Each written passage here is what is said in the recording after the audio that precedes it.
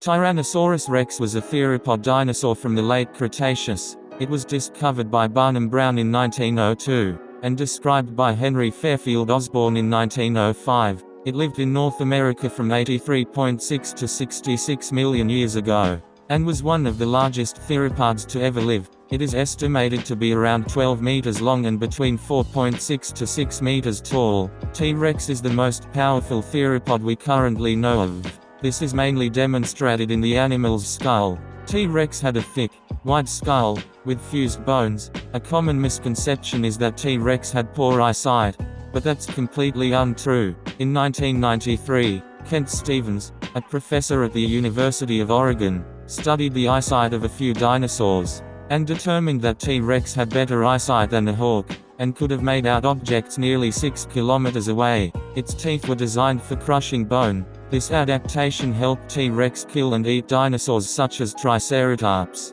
which had a large bony frill on its head. While T-Rex is always made fun of for having small arms, its arms weren't actually the smallest. Tyrannosaurus, for example, had smaller arms than T-Rex, relative to body size.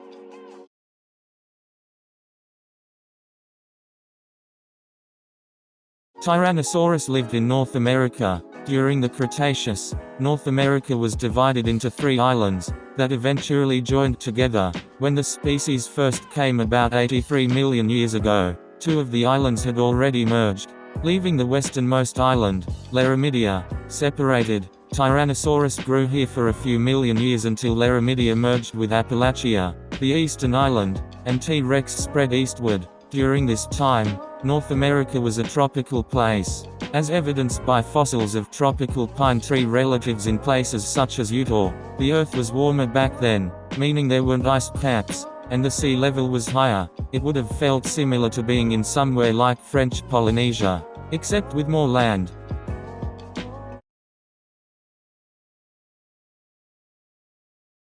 Tyrannosaurus was the largest predator in North America at the time, meaning it had no natural predators. T-Rex was able to grow to such a large size because it was surrounded by large prey. It would have feasted on animals such as Edmontosaurus, Triceratops, Ankylosaurus, and Pachycephalosaurus. Some scientists think Tyrannosaurus was exclusively a scavenger, but there is evidence against this in hadrosaur tail vertebrae found with a T-Rex tooth lodged inside.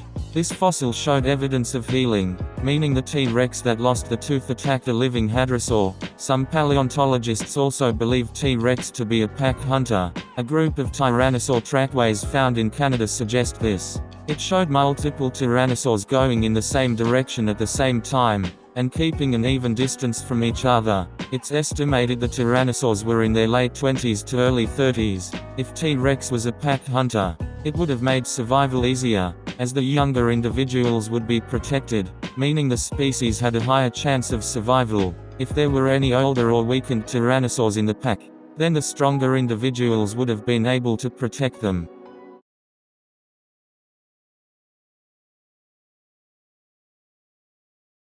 Tyrannosaurus rex is part of the family known as Tyrannosauridae. This family includes Tyrannosaurus, Tarbosaurus, Gorgosaurus, Daspletosaurus, and Guanlong. The whole family contains around 30 species of dinosaur, so I won't list all of them here. The earliest known ancestor of the family is a dinosaur known as Proceratosaurus, a dinosaur which lived during the mid-Jurassic.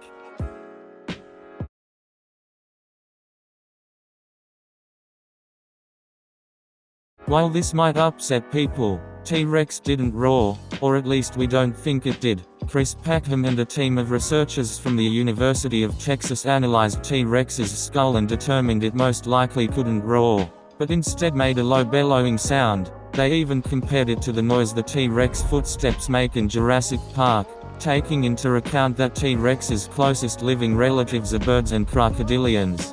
I decided to make an edit of what it would sound like in life.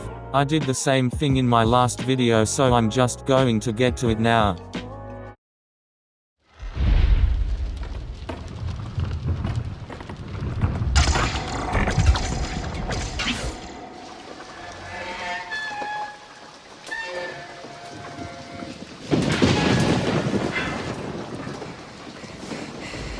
Dr. Grant?